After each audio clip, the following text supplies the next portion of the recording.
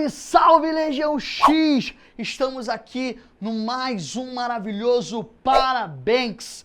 E eu sou ele, né? Ele é você, nós somos todos nós, todos juntos. Eu sou o Gabriel Mendes, professor de História, e vamos trabalhar mais uma data comemorativa. A gente já tem percebido que o ano de 2018 tem sido um ano muito importante, porque importantes eventos estão fazendo aniversário no ano de 2018. E se esses temas já são recorrentes nos concursos e nos vestibulares, esse ano ainda se tornam cada vez mais importantes para você estudar, para você fazer a sua análise, para você trabalhar, porque a sua aprovação está logo ali. Estamos aqui para ajudá-los. Hoje a gente vai falar de um tema muito importante. Falaremos sobre o bicentenário do nascimento de Karl Marx, o cara que desenvolve aquilo que posteriormente vai ficar conhecido como o socialismo científico, uma análise da evolução da sociedade visando, na perspectiva do Marx, a gente vai entender um pouco isso melhor, a via revolucionária da busca da emancipação das classes marginalizadas, das classes que são violentadas, das classes que são oprimidas. Pessoal, para a gente começar essa análise tranquila, para aqui embaixo os nossos comentários não ficarem recheados de haters, de ódio, a minha visão aqui sobre o processo do nascimento do Marx é para a gente entender como é que se deu o amadurecimento do seu processo intelectual. Então a gente não vai aqui esmiuçar os conceitos analisados pelo Marx, até porque aqui no Projeto X eu já gravei uma aula sobre os conceitos mais importantes do pensamento marxiano, do pensamento de Marx. Então, se você quiser se aprofundar um pouco mais sobre os conceitos, te sugiro aí dar uma pesquisada dentro do nosso canal na aula sobre o Marx que eu gravei aqui algum tempo atrás, beleza? A gente vai fazer essa análise do avanço, do desenvolvimento intelectual do Marx. Vamos então do começo, vamos do início. Marx nasceu no dia 5 de maio de 1818. Então, há pouco tempo atrás, nós temos os 200 anos do seu nascimento, né, o bicentenário do seu nascimento. Marx nasceu na Alemanha, e isso já nos dá informações importantes, na região de Trier, capital da província do Reno, na Alemanha. Lembrem-se que Marx é anterior ao processo da unificação alemã, mas ele vai vislumbrar, ele vai visualizar, ele vai está dentro do processo da unificação, e isso vai inclusive afetar o seu pensamento e a sua perspectiva a partir do aspecto revolucionário do socialismo científico. Então isso é importante. E Marx foi um cara que desde o início da sua formação intelectual foi um indivíduo marcado por grandes conflitos internos. Marx, ele vem de uma linhagem da filosofia, a gente sabe da importância da filosofia alemã para a concepção filosófica do mundo ocidental, e Marx vem de uma linhagem, vem de uma cadeira na universidade que é a cadeira do direito. No entanto, ele entra ali na Universidade de Berlim na década de 1830, o que ele percebe é que os seus estudos sobre o direito não vislumbravam a possibilidade ou não atendiam aos seus anseios existenciais. Marx se aprofundou e acabou dentro da própria universidade tendo um acesso muito grande à área da história e da filosofia. E dentro dessa perspectiva, o Marx vai inicialmente seguir o pensamento de um indivíduo que posteriormente ele vai ser um grande crítico, que é o Hegel.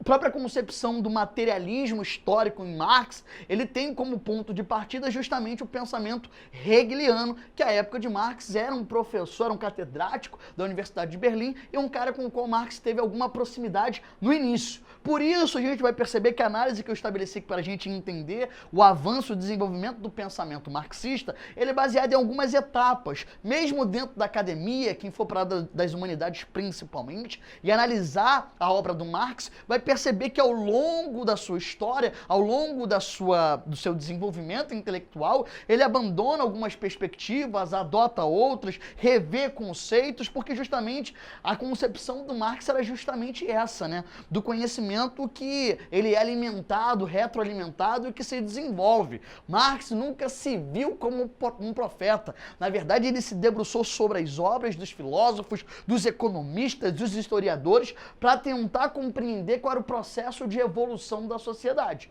E ele percebeu que a linha, de forma muito geral, de linhas muito gerais, que a concepção da história, da evolução das sociedades, se dá através do que ele vai denominar de luta de classes. Sendo assim, dentro de todo esse processo no qual Marx se debruça sobre as obras dos filósofos, historiadores, economistas, ele vai perceber que a linha condutora é justamente a luta de classes. Já dizia Marx em seus escritos que a luta de classes é um motor da história. Então percebam, a gente vai entender que o amadurecimento dessa concepção, ela não se dá rapidamente, é fruto de um processo, de muito estudo. Vamos então pegar o primeiro período da época do Marx, mas antes disso, os alunos sempre comentam, pô, você fica sempre na frente disso aí, cara, não tá previsto parar de estudo que você copia. Beleza, vou dar aquele momento print, ó, saí da frente, agora tu olhou com calma, printou, e ficou gostosinho no azeite. Agora dá pra tu copiar e estudar bonitinho.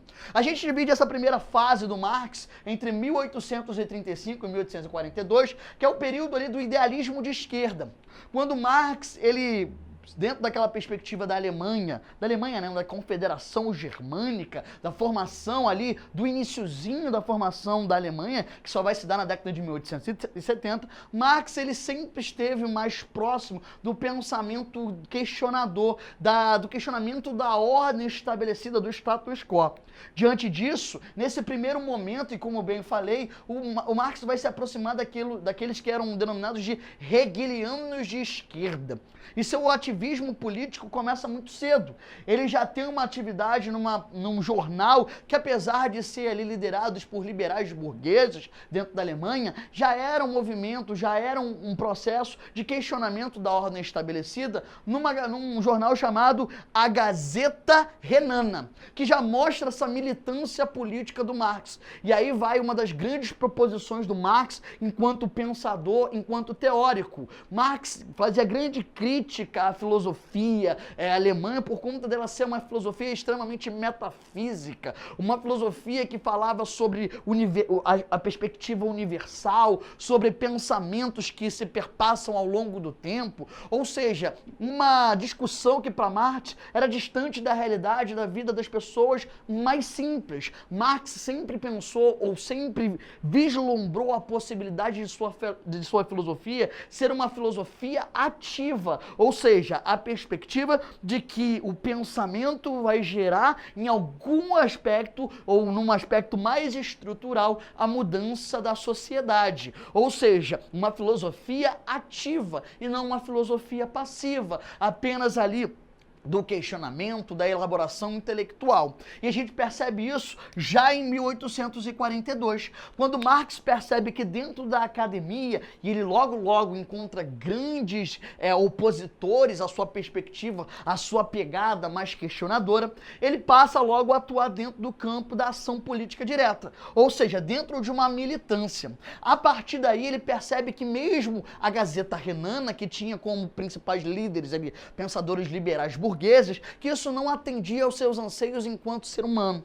A gente percebe que a partir de 1843 ele já amadurece uma perspectiva revolucionária. Então percebam, geralmente o ponto de partida para analisar a leitura e a perspectiva, os escritos marxianos, ou seja, aqueles escritos pelo próprio Marx, sempre partem da perspectiva de 1848, principalmente da obra panfletária de Marx, o Manifesto do Partido Comunista, que nós bem sabemos, né? Exatamente tinha esse caráter de ter uma linguagem, uma abordagem um pouco mais simples para facilitar, inclusive, o aprendizado e a compreensão por parte da classe operária. Então a gente percebe que dentro do campo da filosofia existe, de fato, um alinhamento intelectual muito mais apurado. Diante disso, é importante compreender que isso é fruto de um processo. Quando Marx vai para a França, ele acaba, muito por conta das perseguições que ele tinha dentro da própria região da Renânia,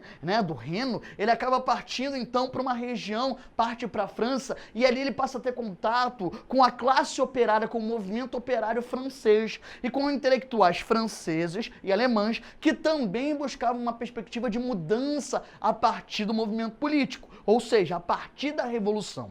Diante disso, é escrito apenas um volume dessa obra aqui, que são os Anais franco-alemães de fevereiro de 1844. E a gente percebe que já nesses artigos, já nesses escritos, o Marx apresenta uma outra perspectiva. Ele começa a compreender que o pensamento hegeliano era um pensamento que não se alinhava à sua perspectiva enquanto indivíduo, enquanto pessoa, enquanto ser agente histórico capaz de mudar a própria história. Não somente a sua, mas daqueles que estavam à sua volta. O que Marx começa a buscar compreender é como essa mudança ela é possível.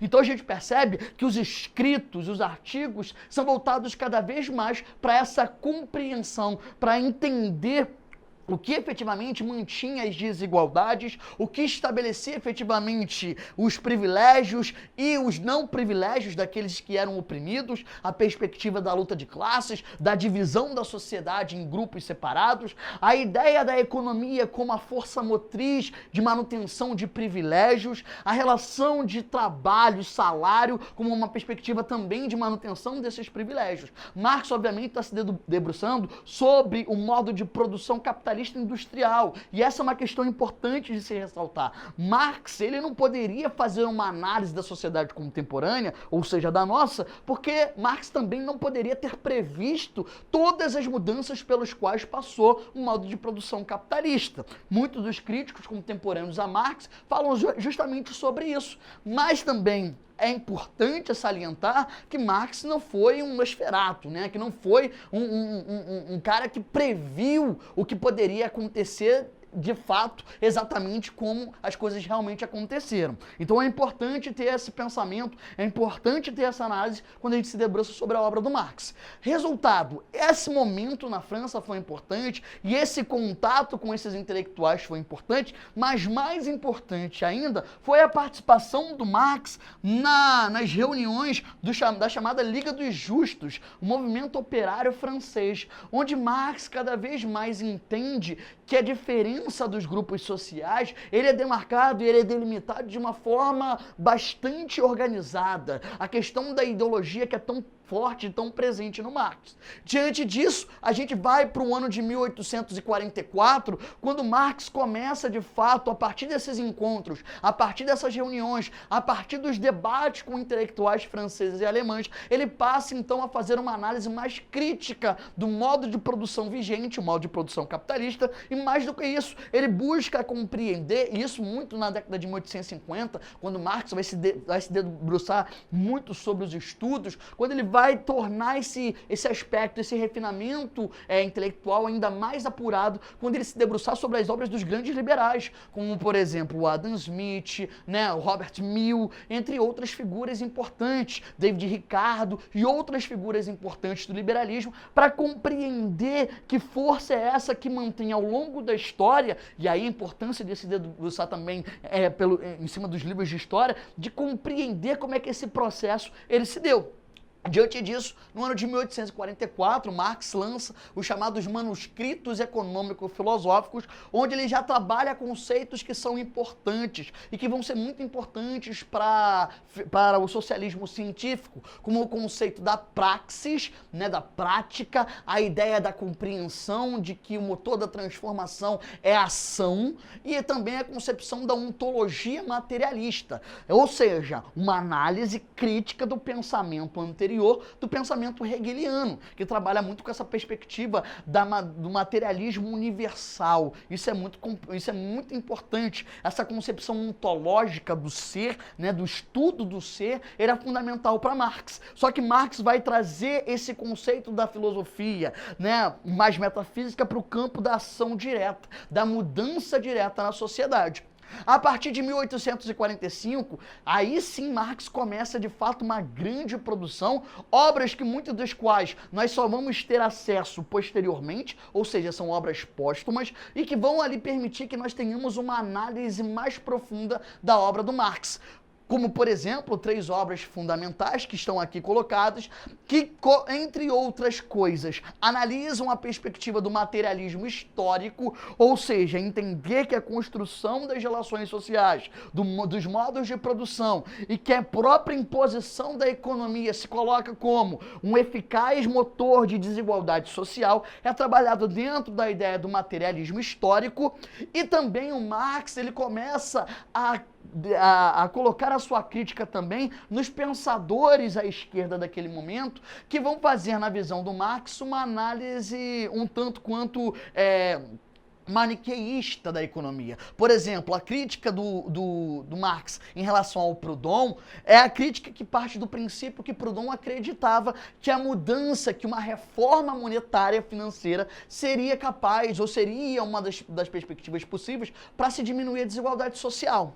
Enquanto para Marx, nós bem muito sabemos, acreditava que o que mantinha essa estrutura estabelecida era muito mais do que simplesmente a questão dos juros compostos ou não, a manutenção, a cobrança deles, que havia uma questão estrutural que era muito mais importante. A questão da superestrutura e da infraestrutura, Marx estabelece a economia, mas não apenas a questão da cobrança, como ela ocorria naquele momento, como um fator eficaz de manutenção de desigualdade. A gente sabe que Marx estabelece que esse modo de produção econômico ele é muito mais enraizado, o que levará, obviamente, à manutenção de uma estrutura desigual. O que Marx vai buscar a partir de então é mostrar ou tentar indicar os caminhos para que a revolução feita pelas classes oprimidas, ou seja, o proletariado, os agentes que trabalhavam nas fábricas, aqueles que vendiam sua força de trabalho em troca de um salário, consigam se organizar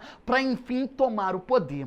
Na verdade, só para fechar essa ideia, Marx acredita, a partir dos seus estudos, que os modos de produção encontram as suas próprias contradições e que as classes que são ali submetidas ou que estão submetidas devem se aproveitar desse momento de contradição inerente aos próprios sistemas para a partir daí iniciar o processo revolucionário. Daí Marx fala também de um outro conceito muito importante, que é o conceito de consciência de classe. Ou seja, é importante entender a sua situação, o quão você é explorado, que papel você tem nessa sociedade para poder mudá-la. Diante disso, a gente percebe que Marx propõe uma perspectiva revolucionária, transformadora, internacionalista. Bom, a partir então de 1848, como a gente bem sabe, todo mundo já por dentro das aulas de história, nós temos uma obra que ela é basilar. Não no sentido de desenvolvimento, tanto do desenvolvimento intelectual, mas sim da capacidade que Karl Marx tem a partir de 1848, e muito por conta dos encontros em relação à Liga do Justo, como eu falei, movimento operário francês. Marx, então, agora tem um contato e percebe a necessidade de estabelecer, no intuito, obviamente, de entender e de buscar uma assimilação maior por parte do movimento operário, de um conteúdo que seja mais abrangente. Diante disso, ele e Engels, Friedrich Engels, que eu ainda não mencionei, mas muito bem sabemos, a partir de 1847, 1848, se torna cada vez mais uma figura próxima do Marx. Sabemos que o Marx, durante a sua vida, principalmente na década de 1850, passa por grandes dificuldades financeiras e conta com a ajuda de Engels, que era filho de um grande industrial. Nós percebemos, então, nesse momento, que aí o caráter revolucionário do socialismo científico fica cada vez mais evidente na obra O Manifesto do Partido Comunista, que todo mundo sabe tem uma frase clássica no qual Marx e Engels conclamam os trabalhadores à união. Trabalhadores do mundo, univos. Ou seja, só diante de uma grande associação dos trabalhadores seria possível vislumbrar a possibilidade da ascensão, da tomada de poder por parte do operariado. Marx diz que o caminho para o comunismo passa inevitavelmente pela pelo estabelecimento de uma ditadura do proletariado, ou seja, quando a grande maioria explorada da sociedade passaria a governar, passaria a ter, né, contato, passaria a ter acesso ao poder. Marx fala então de um processo quase pedagógico de passagem do socialismo, essa estrutura, como o próprio nome diz, mais igualitária ou igualitária, para um viés onde não existe mais a necessidade de uma estrutura de poder, né, o comunismo. Nós bem sabemos que a época, e nós vamos ver esse embate ocorrendo na década de 60, entre o pensamento de Marx, dessa evolução gradativa, ao pensamento, por exemplo, do anarquismo, figurado, principalmente simbolizado na figura de Mikhail Bakunin, que propunha uma grande cisão, né, entre o pensamento, a estrutura do capitalismo dominante e a ascensão, a chegada ao comunismo, na ideia da autorrepresentatividade. Então, o Manifesto do Partido Comunista de 1848, essa grande conclamação aos trabalhadores, ao movimento operário em geral, foi muito importante. Cabe agora a gente entender por que, a partir daí, a gente não percebe, então, o desdobramento de um grande movimento revolucionário, primeiramente na Europa e, consequentemente, no mundo. Inclusive, isso é uma explicação para o afastamento de Marx. A gente vai ver, e já tem um parabéns preparadinho para vocês aí, sobre a chamada Primavera dos Povos, momento onde a Europa é varrida por uma sequência de revoluções de caráter burguês. Só que a gente percebe que esses movimentos, em geral, serão sufocados. Por exemplo, no próprio caso da França, onde Marx passou parte da sua vida, depois ele passa parte da sua vida morando na Inglaterra, em Londres, Marx percebe que esse movimento, essa convulsão revolucionária, a gente vai ver na nossa aula de 1848 lá, chamada, por exemplo, na política dos banquetes, onde a gente percebe essa assimilação de movimentos heterogêneos que buscavam, sei lá, uma perspectiva em comum. A gente percebe que desse movimento embrionário de uma revolução que parecia o início de uma grande revolução global, resultou na ascensão de autoridades, de imperadores, que eram exatamente o oposto daquilo de uma proposta revolucionária. Não à toa, meus amigos, em 1852, vou sair do quadro mais uma vez para você dar aquele print gostosinho, só o dedinho apontando aqui, Marx escreve o chamado 18 Brumário de Luiz Bonaparte, no qual ele busca uma análise para entender as articulações políticas, o momento específico da França que levaram à ascensão de Napoleão III. Inclusive, é desta obra aquela frase que muito reiteradamente tem sido falada nas redes sociais por aí, da história primeiro como tragédia, depois como farsa, uma repetição falaciosa. Marx, inclusive, diz no 18 Brumário de Luiz Bonaparte que a classe que mais esteve do lado de Luiz Bonaparte e que permitiu que ele fosse catapultado ao poder foi o que ele denominou de lumpenproletariado, ou seja, os vagabundos, os marginais, aqueles que tinham interesses escusos. Então Marx sai de uma perspectiva de uma grande expectativa em relação à Primavera dos Povos de 1848 para uma sensação de ineficácia. Ele percebe que falta alguma coisa para que o movimento efetivamente operário se organizasse de uma forma mais adequada e que os objetivos fossem alcançados. A gente percebe então que há um afastamento de Marx por questões financeiras, familiares. Ele se debruça então em relação aos estudos. E ele vai fazer, a partir da década de 50, uma grande compilação de obras, né, que vão sendo agrupadas, que vão sendo organizadas e que vão gerar, em 1867, a publicação daquela obra que é apontada como a obra que resume, de uma forma muito bem elaborada, de uma forma muito profunda, de uma forma muito analítica, a evolução da sociedade ao longo do tempo, que é o Capital, que a gente vai ver dividido em partes, cada qual analisando uma maneira como a sociedade se organizou ao longo do tempo até a culminância na sociedade capitalista. Marx, inclusive, diz lá na sua obra, O Capital, que é justamente por conta desse atrito, dessa força que mantém a sociedade nesse polo de desigualdade, de exploração, que nasce um conceito que é fundamental, que eu quero trazer aqui para vocês, o conceito de mais-valia. Marx fala, ao mesmo tempo, da consciência de classe e fala dos processos que mantêm a classe operária nessa inércia. Ele fala da perspectiva da alienação, da coisificação da mercadoria, essa ideia da fetichização, né? A mercadoria como um fetiche, você dando elementos humanos a uma perspectiva, a um produto, algo imaterial, ao mesmo tempo o próprio trabalhador que perde a perspectiva do processo produtivo, a ideia da alienação. Então Marx tem um tempo nesse seu caráter político mais presente e se debruça sobre as obras, sobre a história, para tentar entender em que circunstância a sociedade está organizada. Diante disso, a gente percebe que a partir da década de 1860 e por conta de situações muito específicas na Inglaterra, na França e na própria Alemanha, que começa a se convulsionar o processo da unificação alemã, ele percebe a necessidade, nesse momento, de uma nova reorganização do movimento operário.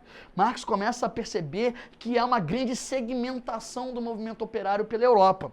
Diante disso, em 1864, junto com Engels e outros líderes do movimento operário na Europa, ele faz uma mudança importante, começando pela França. Ele muda o nome da Liga dos Justos, criada em 1836, para a Liga Comunista. Então a gente percebe que há um caráter de mudança, e Marx propondo cada vez mais a ideia de um movimento internacionalizado. Não à toa, em 1864, nós temos a Associação Internacional dos Trabalhadores, a Associação Internacional dos Trabalhadores, AIT, que a gente pode resumir como uma grande assembleia de trabalhadores com a presença de representantes do operariado inglês, francês e de imigrantes. Então a gente começa a perceber Marx com uma pegada mais revolucionária, de ação política mais direta. A gente percebe que discussões, dissensos, uma grande disputa entre o pensamento marxista e o pensamento bakuniano vão levar, por exemplo, ao afastamento do Bakunin da Associação Internacional dos Trabalhadores. Após isso, e no final da década de 60, nós temos ali a redação, quer dizer, a elaboração, né, a publicação do Das Kapital, o Capital, o livro, a obra que com certeza representa efetivamente o momento mais maduro intelectualmente falando de Marx. Resultado, ele faz uma grande análise, uma grande obra, uma obra densa, mas muito importante para entendermos a evolução econômica, né, do mundo ao longo da história, no qual ele divide em 4 partes. Na primeira, ele faz a crítica da economia política, ou seja, a partir da análise de grandes cientistas da economia, de grandes economistas, fazendo a desconstrução, fazendo ali a crítica da análise desses pensadores, principalmente criticando o caráter reformista, o caráter de reiteração da desigualdade como um fator que mantém os privilégios. Depois ele passa para o próprio processo de circulação do capital ao longo da história e como é que isso mantém a sociedade alienada, quer dizer, como é que isso mantém os privilégios de determinados grupos. Em contrapartida, a grande alienação, a grande exploração de outra parte.